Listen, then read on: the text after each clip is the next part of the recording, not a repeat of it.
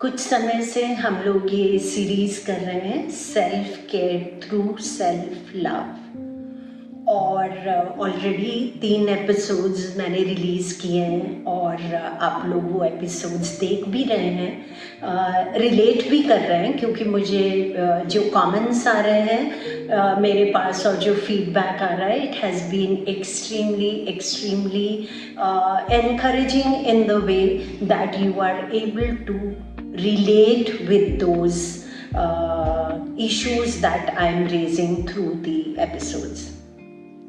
और मैं लगातार सिर्फ एक ही बात कह रही हूँ कि हमारी लाइफ में अगर प्रॉब्लम्स हैं, हमारी लाइफ में अगर डिजीज़ेस हैं, चाहे वो कोई भी डिजीज़ हो, आर्थराइटिस हो, माइग्रेन हो, हाइपरटेंशन हो, डायबिटीज़ हो, कैंसर हो, उन सब की जो एक मेन रीज़न है वो ये है कि हमारे शरीर के अंदर एनर्जी ब्लॉक्स क्रिएट हो गए, और इन एनर्जी ब्लॉक्स को रिलीज़ करना बहुत ही ज़्यादा इम्पोर्टेंट है हमें फिज़िकली एंड साइकोलॉजिकली हेल्दी रहने के लिए।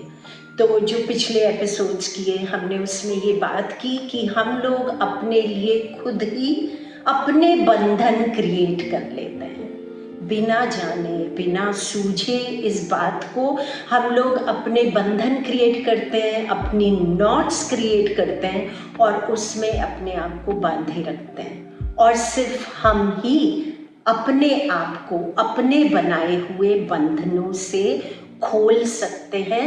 इस चीज़ की जिम्मेदारी लेना बहुत ज़्यादा ज़रूरी है अगर हमें एक हेल्दी लाइफ को जीना है।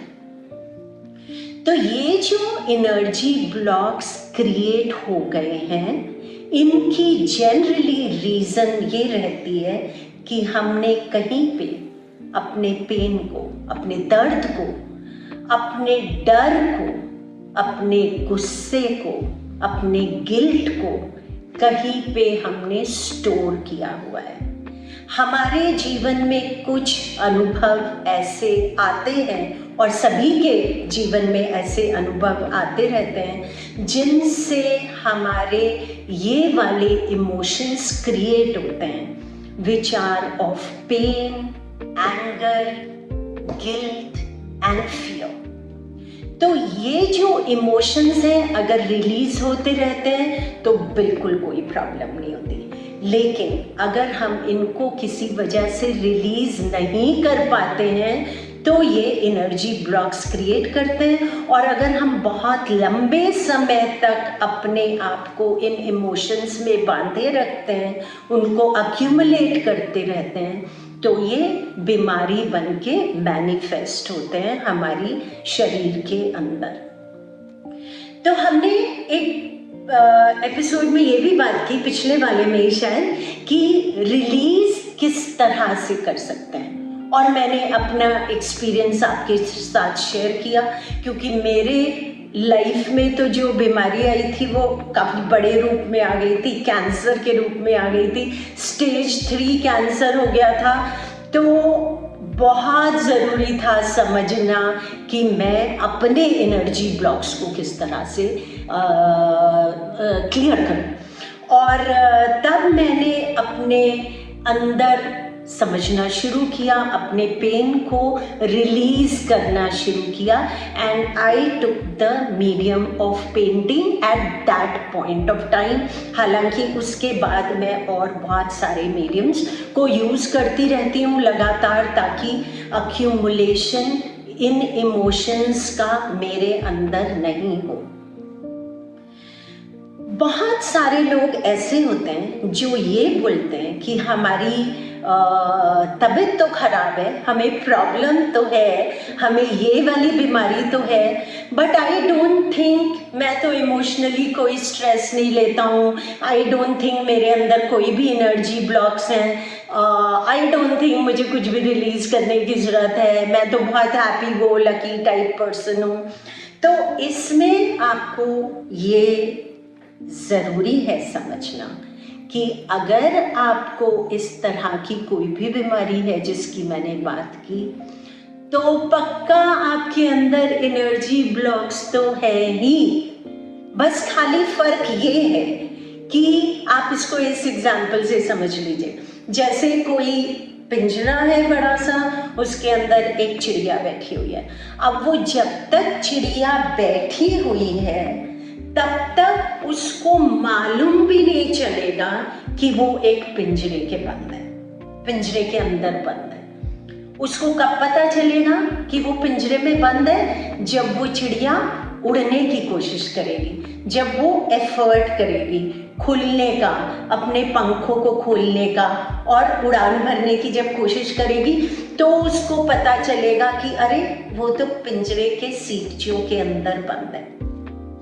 इसी तरह से जब हम कोशिश करेंगे अपने अंदर देखने की, रिलीज करने की, तब हमें पता चलेगा कि हमने कितना भर रखा है अपने अंदर।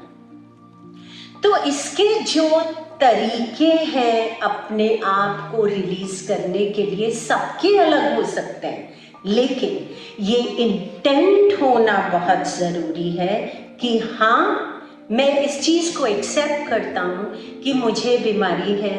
बीमारी की रीजन ये है कि मेरे अंदर जो प्राण शक्ति, जो एनर्जी फ्लो करती रहती है, उसके अंदर ब्लॉकेजेस हो गए हैं, और जब वो रिलीज होंगे तभी मेरा शरीर सही तरीके से काम कर पाएंगे, उसके जो ऑर्गन्स हैं एफिशिएंटली काम कर पाएंगे। मेरा डाइजेस्टिव सिस्टम, मेरा नर्वस सिस्टम, मेरा रेस्पिरेटरी सिस्टम, एक्सक्रीटरी सिस्टम सब सही से काम कर पाएंगे जब उसके अंदर ब्लॉकेजेस नहीं होंगे। इस चीज को एक्सेप्ट करना और फिर इस इंटेंट से अपने ऊपर काम करना, वो एक बहुत अच्छी, बहुत ही खूबसूरत शुरुआत है। जब आपने ये डिसाइड कर लिया कि हाँ, अब तो मुझे रिलीज करना शुरू करना है और मैं सब कुछ फ्लो आउट कर दूंगा, तो फिर आपको अपना तरीका ढूंढने की जरूरत है। मेडिटेशन बहुत अच्छा तरीका है। सुबह में अपने साथ थोड़ा समय ध्यान में बैठना हमें उस स्पेस में ले जाता है जहाँ पे कि हम अपने अंदर को फील कर पाते हैं, और फिर जो रिलीज है वो ऑटोमेटिक होता है। लिखना बहुत बहुत ही पोटेंट तरीका है। आप बस लिखना शुरू कर दीजिए। ये मत सोचिए कि मैं क्या लिख रही हूँ, आप बस ये डिसाइड करिए कि रोजाना मैं ये जो 15 मिनट हैं इसमें मैं लिखना शुरू करूँगी। पेन और पेपर के साथ बैठूंगी और लिखना शुरू करूँगी, या मैं इस समय पेंट करना शुरू करूँगी, या मैं इस समय पे गाना गाना मुझे बहुत अच्छा लगता है, मैं सिर्फ अपने लिए गाना गाऊंगा या कोई म्यूजिक इंस्ट्रूमेंट बजाऊंगा जो मेरा मन कर रहा होगा उस समय पर। जब आप ये अपना तरीका ढूंढ के और इसको टाइम देना शुरू करें, तो उसके पहले आंख बंद करके अपने इंटेंट को जरूर से कम्युनिकेट करिए अपनी बॉडी और अपने माइंड के साथ कि जो मैं ये एक्टिविटी करने बैठ रहा हूँ, इसमें मेरा इंटेंट है खुद को अंदर से समझना, अपने शरीर के ब्लॉकेजेस को आइडेंटिफाई करना और उनको रिलीज करना। मेरा इंटेंट ये है। सिर्फ इंटेंट लेके और फिर अपने आप को इस एक्टिविटी के अंदर छोड़ दीजिए और ऑटोमेटिकली रिलीज होने दीजिए, और यू विल बी सरप्राइज्ड कि इससे जो रिलीज होता है वो इतना सब्सटैंशियल होता है, इतना फिनोमिनल होता है एक्चुअली। और आपको पता कैसे चलेगा कि आपका रिलीज हुआ? एक्चुअली इस एक्टिविटी को करने के बाद आपको बहुत लाइट फील होना शुरू होगा। जब आपको लाइट फील होना शुरू हो जाएगा तो आपको पता चलेगा कि yes, something is getting release, and when you do it on a regular basis then you are able to clear your energy blocks. तो आई एम श्योर कि आप खुद से ये काम कर पाएंगे। अगर आपको हेल्प की ज़रूरत लगती है तो Sanjeevani life beyond cancer is always there. As an organisation हम लोग बहुत सारे अलग अलग लोगों के लिए अलग अलग कोर्सेज चलाते रहते हैं। If you need help then you can please contact us. But अगर आपको कोई भी बीमारी, कोई भी लाइफ में प्रॉब्लम है तो ये वाला तरीका ज़रूर से अपनाएं।